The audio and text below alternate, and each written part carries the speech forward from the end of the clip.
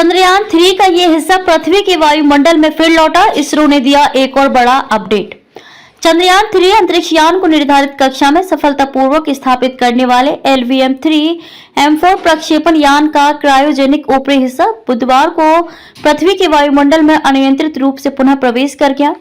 भारतीय अंतरिक्ष अनुसंधान संगठन यानी इसरो ने ये जानकारी दी। सितंबर में स्लीप मोड में गए लैंडर विक्रम और रोवर प्रज्ञान अब तक सक्रिय नहीं हो सके हैं।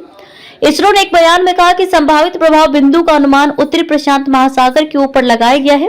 अंतिम ग्राउंड ट्रैक किसी ग्रह की सतह पर किसी विमान या उपग्रह के प्रक्षेप पथ के ठीक नीचे का पथ भारत के ऊपर से नहीं गुजरा। इसरो ने बताया कि यह रॉकेट बॉडी LVM-3M4 प्रक्षेपण यान का हिस्सा थी।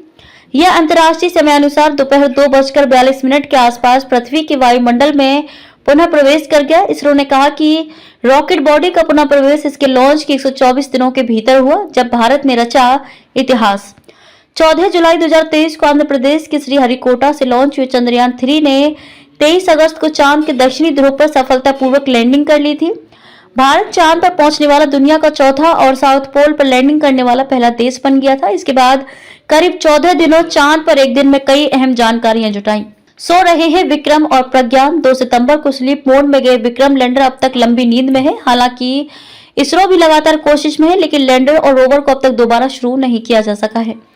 दरअसल लैंडर और रोवर को पृथ्वी के 14 दिनों के हिसाब से ही तैयार किया गया था। इसरो के वैज्ञानिक पहले ही साफ कर चुके थे कि अगर दोनों दोबारा सक्रिय होते हैं तो ये बोनस होगा।